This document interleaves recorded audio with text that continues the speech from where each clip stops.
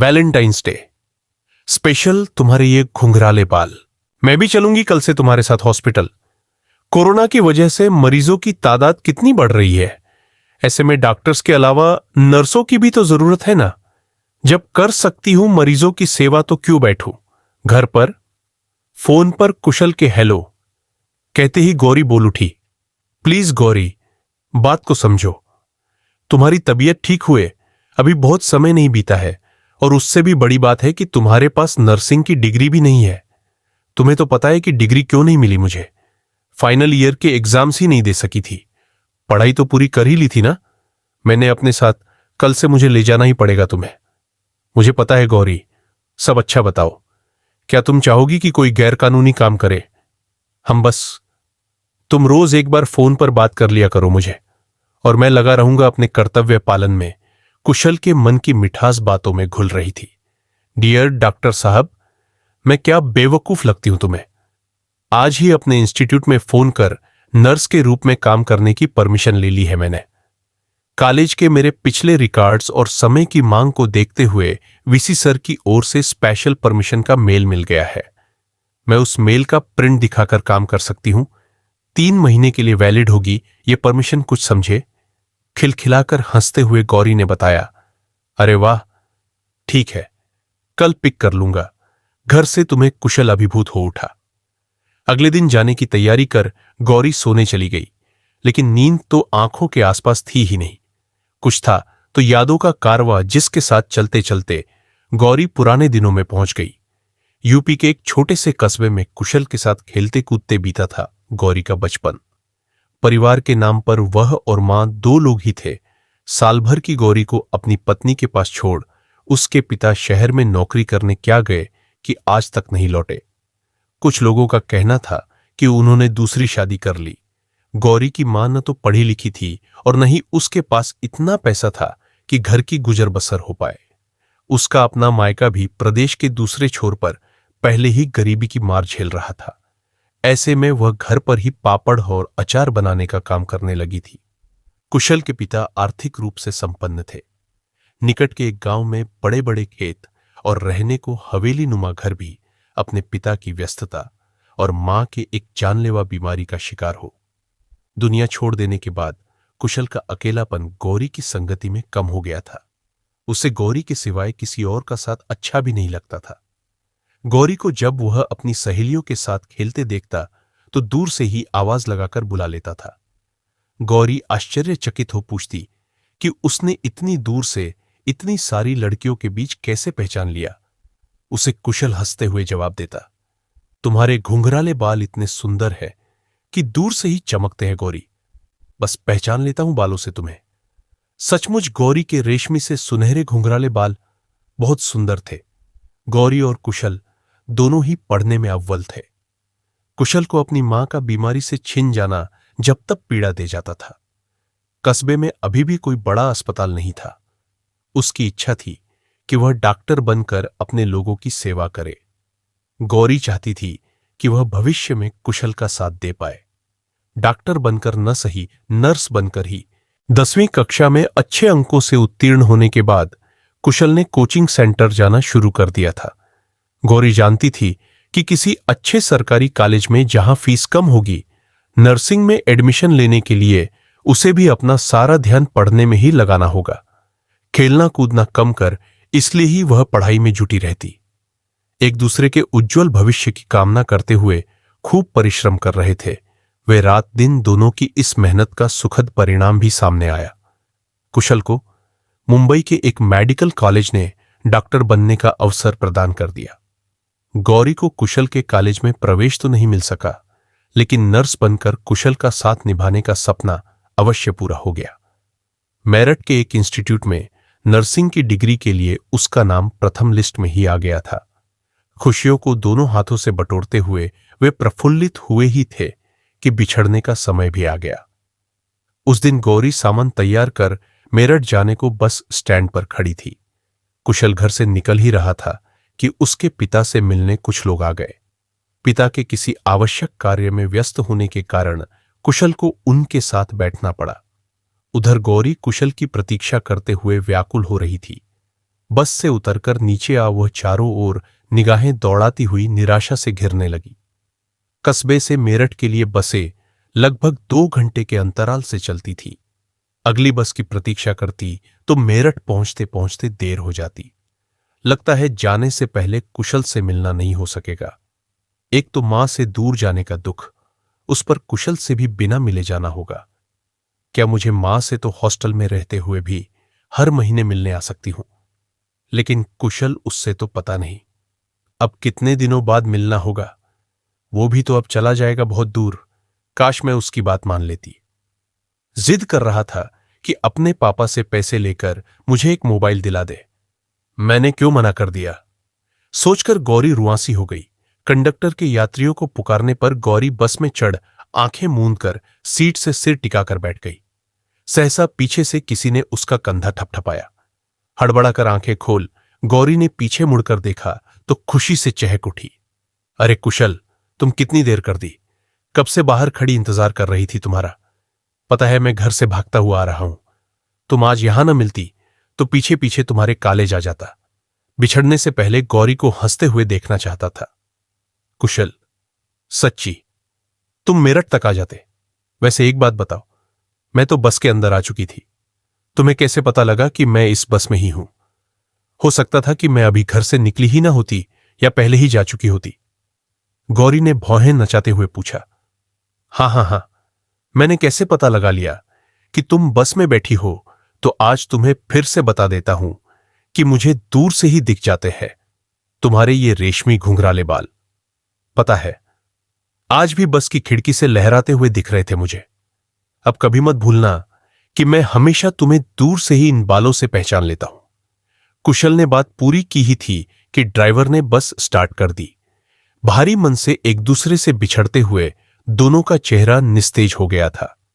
नीचे उतरकर कुशल तब तक हाथ हिलाता रहा जब तक कि बस उसकी आंखों से ओझल नहीं हो गई। मुझे मन से घर की ओर जाते हुए चप्पा चप्पा उसे अपनी दोस्त की याद दिला रहा था। शाम ढलने लगी थी।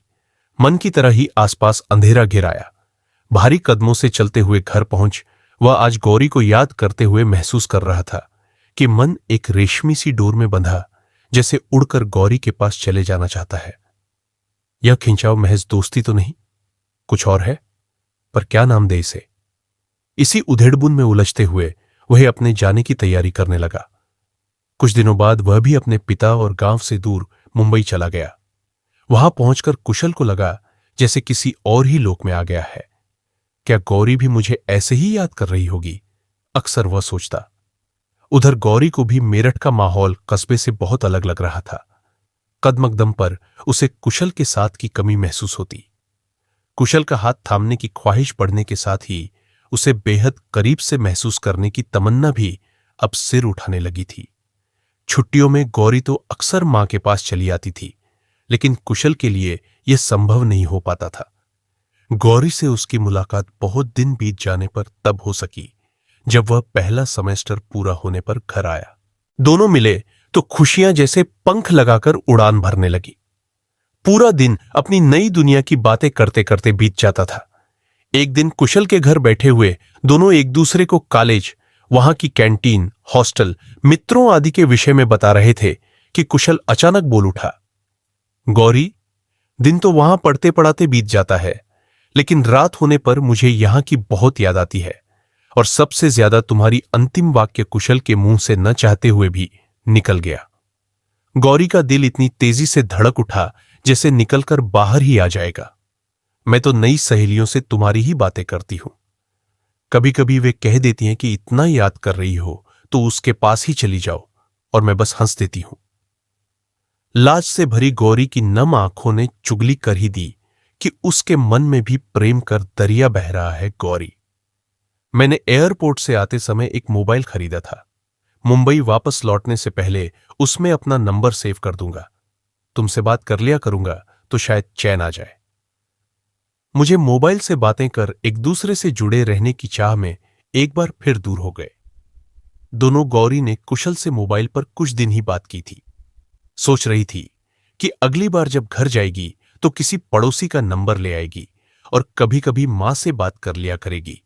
लेकिन बिछड़े हुए अपनों से जोड़ने वाला मोबाइल भी उससे जल्दी ही बिछड़ गया। एक दिन जब वह सहेलियों के साथ बाजार से लौट रही थी, तो मोबाइल हाथ में लिए उसके बातों में मग्न होने का लाभ उठाते हुए एक मोटरसाइकिल सवार ने मोबाइल छीन लिया। बहुत रोई थी गौरी। अगले दिन क्लास खत्म होने के बाद उसने कुशल को फोन छिन जाने की बात कहते हुए एक मेल कर दिया। जवाब में कुशल से सांत्वना पाकर गौरी की उदासी कुछ कम तो हुई, लेकिन कुशल से यह जानकर कि अति व्यस्तता के कारण अब उसका घर आना और भी कम हो जाएगा, गौरी बेचैन हो उठी। कुशल गौरी को मन में बसाए कठोर परिश्रम कर रहा था। लैब में रात देर तक काम करते हुए कभी कभी वह बहुत थक जाया करता था। गौरी को याद करते हुए एक दिन वह कुछ ज्यादा ही परेशान था।